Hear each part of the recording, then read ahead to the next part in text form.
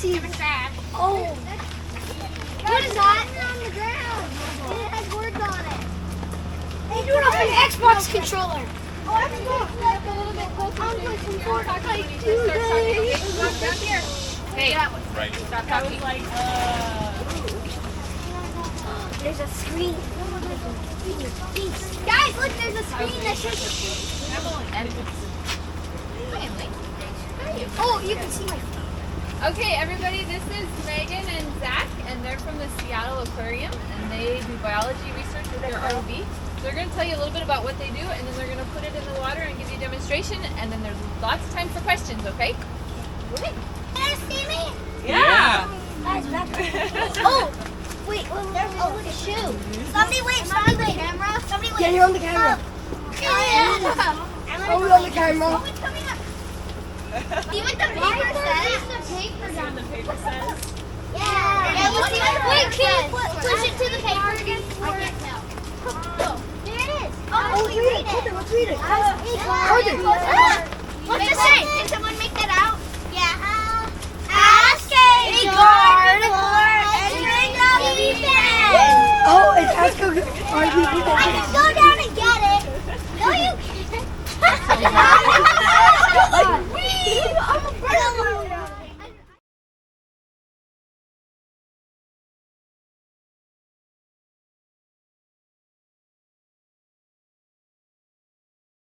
To try to better understand what's the health of these species and to better understand the health overall of the ecosystem underwater.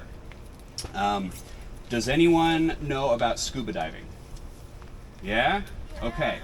So when you're scuba diving, you go down with a tank on your back with gas underwater, and you're breathing that gas to do something underwater, recreation, or in our case, scientific scuba diving. So we go out and conduct work underwater, and we often conduct similar surveys. But the key limitation with diving is there's only so much seafloor we can cover. So why we're developing this tool is to allow us to survey, to understand what species are down there across a bigger area. And it lets us go deeper than we can when we're scuba diving. My name is Zachary Randell. I'm a research scientist at the Seattle Aquarium. And I'm Megan Williams. I'm a research technician at the Seattle Aquarium. And we are leading a couple new projects in the Seattle Aquarium's conservation department, conservation programs and partnerships. And we're using this ROV, remotely operated vehicle, to go out and conduct benthic surveys. So does anyone know benthic or benthos? Are you familiar with that word? You know what that means? Kelp. Kelp? Kinda. So benthic, that means seafloor essentially, and benthos is the seafloor and all the life along the seafloor. So we go out and conduct benthic surveys. So we operate off a small vessel, and then we plop this in the water and drop it down, and we film everything that we encounter. So we conduct what we call transects. So they're essentially standardized surveys, and we film the invertebrates, the algae, the kelp, the fish, everything that we encounter. We have 4 lights facing downwards. That's our primary means of lighting up the seafloor. You can see those powering on here. And we'll have GoPro cameras that we strap that are facing downwards. So we get this top-down view of the seafloor that we can then extract data from. We also have lights facing forwards, though we don't use those too much. And then we do strap a camera facing forwards as well.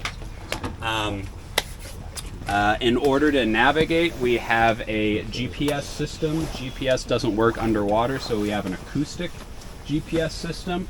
This is a transmitter that is blasting out at 150 kilohertz. That's outside the audible range of humans, but it is emitting a sound that would communicate to an antenna that we put in the water, and then that antenna is hooked up to something on the boat that gives us a GPS system. So the end result is we have real-time navigation of this ROV underwater, which allows us to run, a 100-meter transect, so we have standardized lengths at which we survey and can quantify the life along the seafloor. Let's see, what else? To extract data. So we're collecting gigabytes and gigabytes, literally hundreds of gigabytes of high-res video. It's too much for a human to go through and manually annotate. So a human being like, all right, that's a sea star, that's a sea urchin. So what we're doing is training AI algorithms to extract information for us. So we train AI algorithms to analyze objects, so that's object detection or supervised classification. So we draw little boxes around a sea star or around a sea urchin. You basically say, hey, here's what these species look like, and you do that over and over and over and over again until the algorithm is trained properly and can accurately identify those objects from the imagery. Let's see, Megan, you want to talk about your career path? Sure. So I'm from Seattle. I went to Garfield High School, but I went to undergrad at University of Oregon. Go Ducks. And after that, I got into the internship program at the Seattle Aquarium, where the internship program there was primarily focused on animal husbandry, which is really feeding and caring for all the animals that live within the aquarium. That turned into a job that I had for 4 years, but at the same time I also wanted to get back into research. So I was volunteering in the research department at the aquarium, where I helped with microplastics research, along with some other various projects like looking at sea otters on the coast and tracking their activity and population sizes.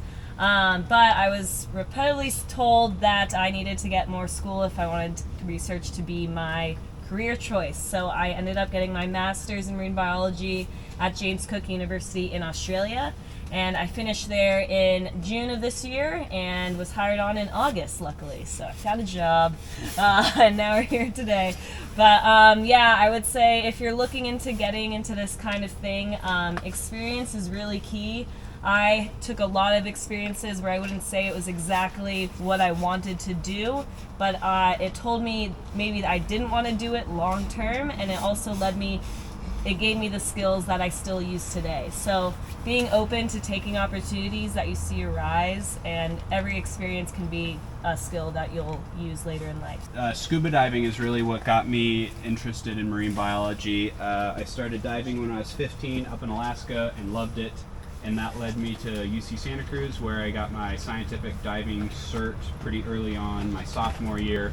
I was able to volunteer for a group, PSCO, that does underwater surveys. So that's where you go down scuba diving and you have a tank of gas on your back that you're breathing, and you have an underwater slate, an underwater paper and pencil, and you're basically counting, one sea star, one urchin, two anemones, etc. So just going out and doing surveys, and that's what I did for work for a couple of years before I had any idea that I wanted to get involved with research. But that skill, the scientific diving, was very, very useful. That got me a job with USGS, as well as the boat driving that I got trained in the MOCC motorboat operator certification course. And so because I had that skill, it kind of put me up to drive boats and go track sea otters in California. So yeah, the scientific diving, the boat driving skill, having these skills can open doors for you.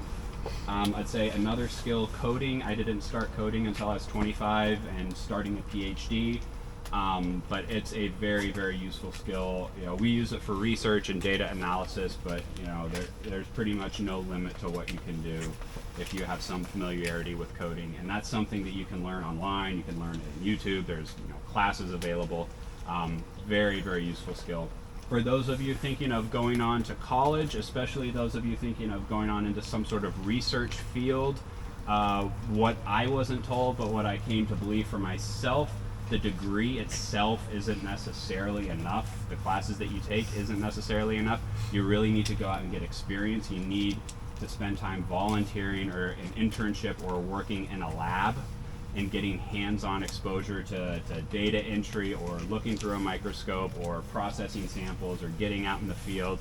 And like Megan said, even if you don't necessarily like what you're doing, you're not signing up to do that for the rest of your life, but you might just be identifying types of things that you don't want to do. The really important part is that you show up and you do what you say you're going to do, and that you demonstrate yourself to be reliable and dependable and trustworthy. And if you do that, even if you don't like what you're doing, that professor or that advisor, they will help you on to the next step.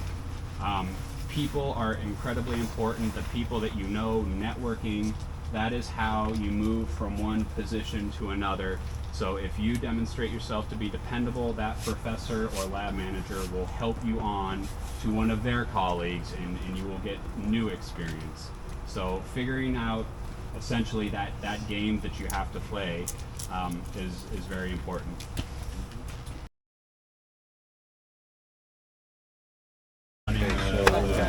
Yeah, so this will be forward and back, Okay. and then also just shifting it side to side. This will turn it 140, right, 142. left and right, Okay. like, and then this will also do change altitude up and down. Okay. So it's cabin. Base model is about Yeah. it's like 5K, and then another 5K of accessories and add-ons. Is it able to go full speed?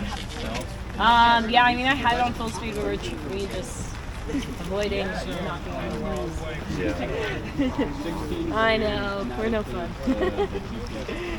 Ready? Test from one side to the other. Ready? Tell me when you're going to start. I'll hit the button. Nathan's driving.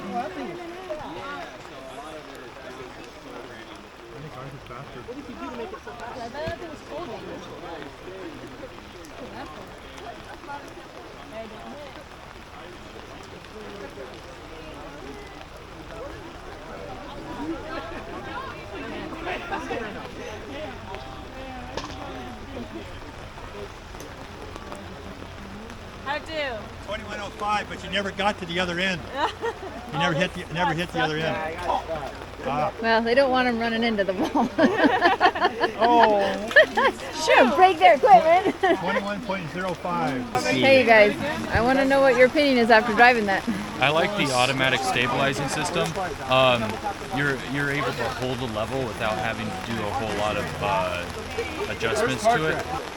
I definitely liked how it was more stable. It had, well, the camera on the front definitely helped with all this rain here when it sends all the ripples through the pool. If we had a miniature one for sea perch or whatever, and then had it so it was faster, I think it'd be a perfect robot. What about you? What'd you like about it? It was really cool. It was extremely fluent on driving. It's way smoother than our robot, and just because of that, I thought our robot was like just as fast, you know. But like I could tell by like doing distance time, I could tell that was not nearly as fast, and I could extremely tell after she upgraded it. Yeah. She hit a couple of buttons, made it go faster, and I was able to tell, oh, yes, this is faster, even though I couldn't actually tell. And it was mainly on the up and down stick. It would go like slowly up, and it was like, it would stay still while doing it. So all you see is up, down, while normally our robot's up and down is a little bit different, so it goes like up, back. Well, So, it was way different. their robot's heavy enough that the tether affects it very well. I guess it has enough power that their tether doesn't affect their robot as much as it did ours, because our robot, its mass was so little. It's also a Being buoyant made out- tether too, being, so yeah, that made helps. out of Until they PVC. made me run to the wall. Yeah. Anyhow, Cool. overall, it's very similar to like flying a drone. It's just that the sticks were reversed essentially, so it felt very familiar. Yeah.